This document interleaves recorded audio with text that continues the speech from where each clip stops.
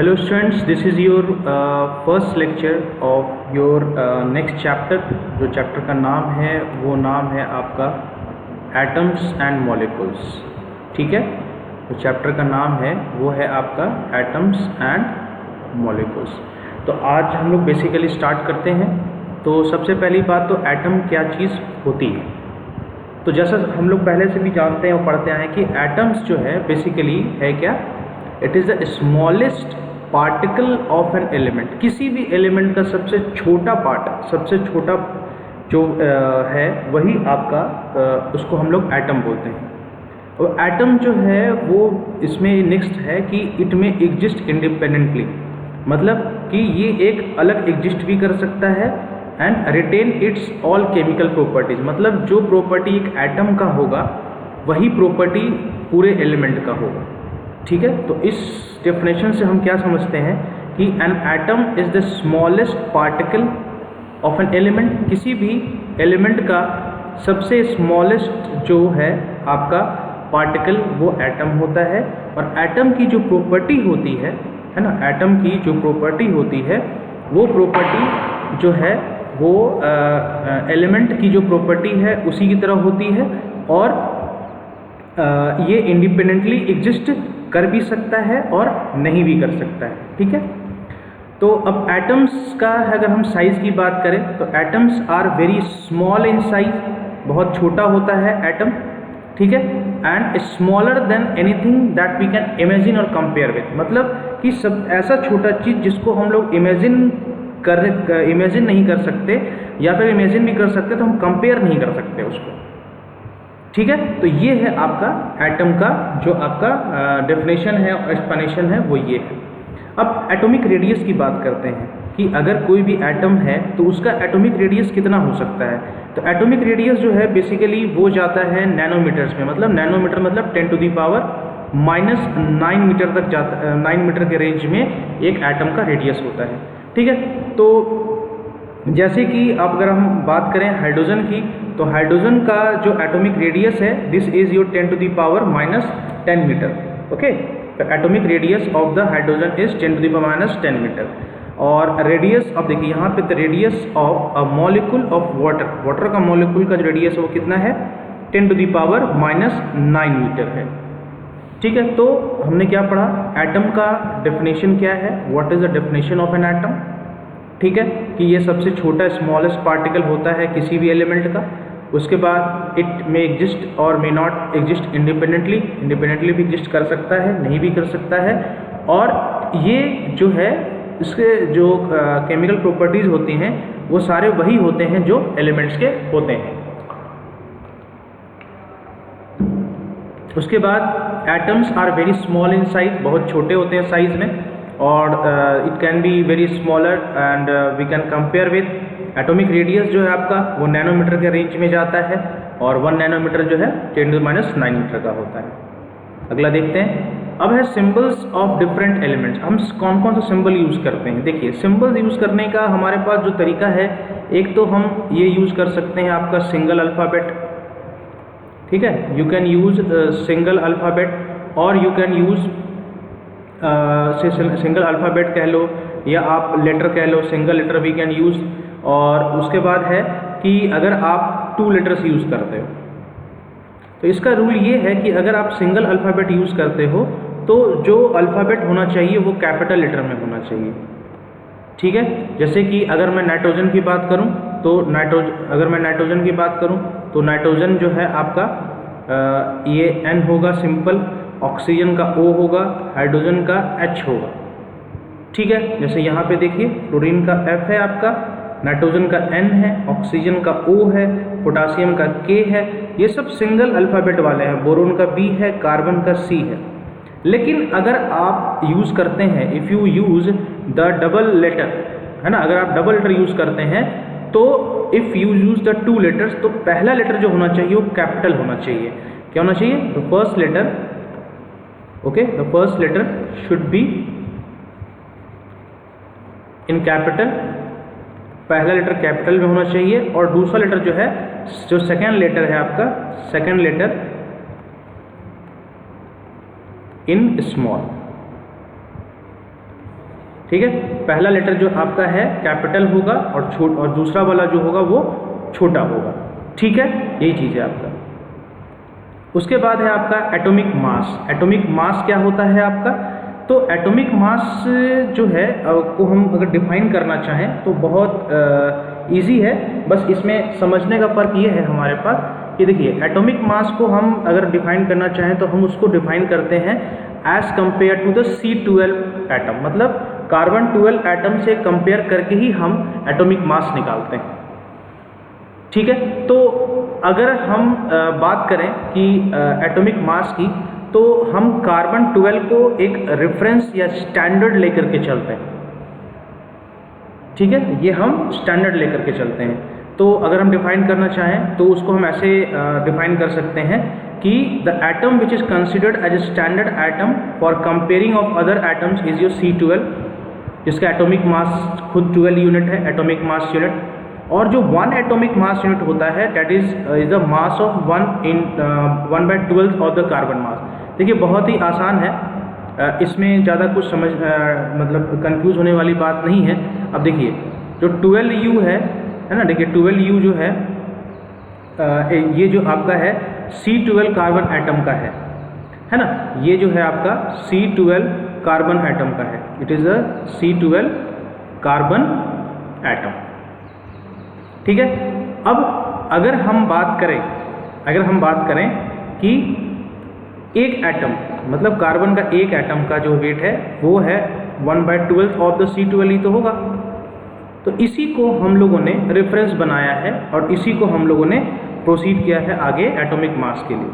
तो atomic mass of an element क्या आपको डिफाइन कैसे कर the average mass of the element compare to 1/12 mass of the C12। अब समझिए यहाँ पे सेंटेंस क्यों लिखा है, दो चीज़ें यूज़ की गई यहाँ पे, एक यूज़ की गई है एवरेज मास और दूसरा यूज़ किया गया है कंपेयर्ड विथ। ठीक है, कंपेयर्ड विथ। तो अब बताता हूँ एवरेज मास क्या है, बहुत लोगों को यहाँ कन्फ्यूज़न होगा, वैसे ये आगे आएगा टॉपिक, लेकिन मैं थोड़ा बता देता हूँ। एवरेज मास का फंडा ये होता है, क्योंकि लोगों के दिमाग में ये जाएगा कि एवरेज मास है, एवरेज कैसे हो सकता है, मास तो एक ही होगा। ऑब्वियसली मास एक होगा, क्योंकि एवरेज मास की वैल्यू एक सिंगल वैल्यू होगी। लेकिन फॉर एग्जांपल अगर अभी हम आगे पढ़ेंगे आइसोटोप्स के बारे में, है ना, आइसोटोप्स के बारे में पढ़ेंगे, उसमें क्या होता है कि कोई भी एक एलिमेंट जो है ना, सिंगली एग्जिस्ट नहीं करता है, वो अपने आइसोटोप के साथ एग्जिस्ट करता है। तो उस केस में उसका जो मास नंबर है अलग अलग हो जाता है, अभी हम आगे देखेंगे। तो मान लीजिए कि आपके पास एक A नाम का एलिमेंट है और उसका आइसोटोप A1 है, A2 है और A3 है। तो जब हम अब इसमें बात ये होती कि भाई इन तीनों में से किसका एटॉमिक मास लेना है हमें, क्योंकि तीनों तो आइसोटोप एक ही हैं। तो हम क्या करते हैं कि A1 का एटॉमिक मास ले लेते हैं, प्लस जो A2 का एटॉमिक मास ले लेते हैं, प्लस A3 का एटॉमिक मास ले लेते हैं और तीनों का एवरेज निकाल देते हैं। ठीक है, अगर 3 आइसोटोप है तो 3 का एवरेज निकाल, और यही इसका जो है फिर एटॉमिक मास बन जाता है A का। इसलिए यहाँ पे एवरेज वर्ड यूज़ किया है। दूसरा ये है कि element compared with 1/12 the mass of the carbon, मतलब कि 1/12 ऑफ द कार्बन जो है उसके कंपैरिजन में उसका मास कितना है। और गेटिंग माय पॉइंट, उसके कंपैरिजन में उसका मास कितना है ना। तो this is the you can say the atomic mass का जो डेफिनेशन है वो ये है। उसके बाद एक टॉपिक है आपका लॉ ऑफ कांस्टेंट प्रोपोर्शन। वैसे लॉज 2-3 थे पहले, बट अभी सिलेबस में जो है इसको जो है हटा दिया गया है। लेकिन ये लॉ ऑफ जो है आपका कांस्टेंट प्रोपोर्शन है। लॉ ऑफ कांस्टेंट प्रोपोर्शन ये कहता है कि अगर आपके पास वाटर है H2 एग्जाम्पल के लिए, तो ये वाटर आप कहीं भी ले लो, वर्ल्ड के किसी भी हिस्से में चले जाओ, अंटार्कटिका चले जाओ, इक्वेटर पे चले जाओ, अफ्रीका जाओ, USA जाओ, इंडिया जाओ, इस H2O में जिस रेशियो में हाइड्रोजन और ऑक्सीजन का मिक्सिंग होगा, या फिर कहो कि जिस रेशियो में ये दोनों मिलेंगे हाइड्रोजन ऑक्सीजन आपस में, वो रेशियो हमेशा सेम रहेगा। वो रेशियो हमेशा सेम रहेगा। इसको हम कैसे समझ सकते हैं वो मैं थोड़ा आपको एक बार आइडिया दे देता हूँ। देखिए इसमें क्या है कि अगर आपके पास H2O है, ठीक है, तो H2O का पहले हम निकालते हैं मॉलिक्यूलर वेट। ठीक है, H2O का हम मॉलिक्यूलर वेट निकालते हैं। अब आपके मन में को मॉलिक्यूलर वेट कैसे निकालेंगे? मॉलिक्यूलर वेट निकालने के लिए हमें एटम का वेट जरूरत है। अब यहाँ पे देखिए इस H2O में in this H2O beta you have 2 atoms of carbon, okay, you have 2 atoms of hydrogen, okay, तो and you have 1 atom of oxygen, okay, now you have 2 atom of hydrogen and 1 atom of oxygen. अब इसका molecular wait निकालने के लिए हम क्या करेंगे कि 2 इंटू, देखिए ये नंबर है यहाँ पे, दिस 2 रिप्रेजेंट्स द, मैं इसको एक काम करता हूँ, मैं इसको अलग कलर से रिप्रेजेंट कर देता हूँ, आपको आसानी होगी समझने में। अगर मैं बात करूँ यहाँ पे, तो ये जो आपका 2 है, this 2 represents the number of atom multiplied by, और यहाँ पे आप क्या लिखोगे, एटॉमिक मास ऑफ हाइड्रोजन, ठीक है। देन यू ऐड, अब आगे जो है, अब आगे क्या ऐड करोगे आप इसमें होगा 1 इंटू देन मल्टीप्लाइड बाई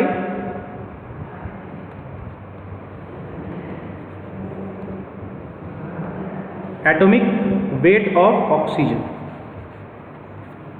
अब ऐड करिए दोनों को, अब देखिए 2 into atomic weight of hydrogen कितना है, 1 है, plus 1 into atomic weight of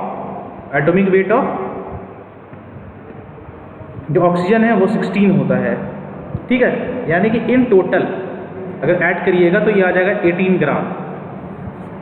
तो अब आप 18 ग्राम अगर आप वाटर लोगे, है ना, तो 18 ग्राम वाटर लोगे तो इसमें आप देखोगे कि आपका जो है 2 ग्राम आपका हाइड्रोजन है और 16 ग्राम जो आपका है वो ऑक्सीजन है। अब इसका रेशियो निकालिएगा तो 1/8 आएगा, यानी कि in this 1:8 is the ratio of the hydrogen is to oxygen by mass. अब एक चीज़ और, अब आपके मन में कंफ्यूजन हो गया, सर 18 ग्राम में ही ऐसा होगा क्या? नहीं, अगर आप 2 ग्राम ऑफ वाटर भी लोगे, if will take 2 gram of H2O also, in this 2 gram of H2O also, अगर आप मास को कंपेयर करेंगे, उसमें अगर आप देखेंगे कि जो मास ऑफ हाइड्रोजन है और मास ऑफ ऑक्सीजन है वो भी रेशियो 1:80 है। भले वैल्यू अलग होगी, जैसे यहाँ पे 18 ग्राम में आपका 2 ग्राम हाइड्रोजन था, तो 2 ग्राम में उसी रेशियो में कम भी हो जाएगा, ठीक है, उसी रेशियो में आपका कम भी हो जाएगा। लेकिन ऑक्सीजन और हाइड्रोजन का रेशियो है, या हाइड्रोजन ऑक्सीजन का रेशियो जो है वो 1:8 ही रहेगा, ठीक है, वो आपका 1:8 ही रहेगा। अदर एग्जाम्पल ले लीजिए आप, जैसे अगर हम अमोनिया की बात करें, अमोनिया NH3, तो अमोनिया में अगर आप देखेंगे तो नाइट्रोजन और हाइड्रोजन का जो रेशियो है वो हमेशा 14:3 ही रहेगा, अगर आप इस तरीके से निकालेंगे तो,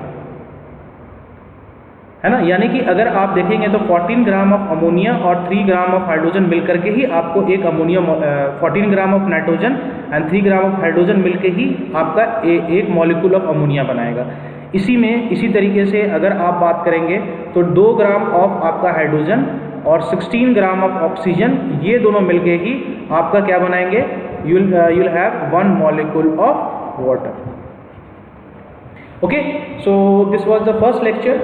In this we have discussed about very basic about कि atoms क्या होता है, what is an atom we have discussed. Then we have discussed about कि symbols of atoms और different elements यहाँ पर है, आपका क्या क्या symbol यूज़ करते हैं। एटॉमिक मास क्या होता है ये हमने डिस्कस कर लिया, और हमने डिस्कस कर लिया लॉ ऑफ कांस्टेंट प्रोपोर्शन क्या होता है, ठीक है। नेक्स्ट लेक्चर में इसका मैं नेक्स्ट पार्ट कवर करूँगा। Thank you so much for watching this.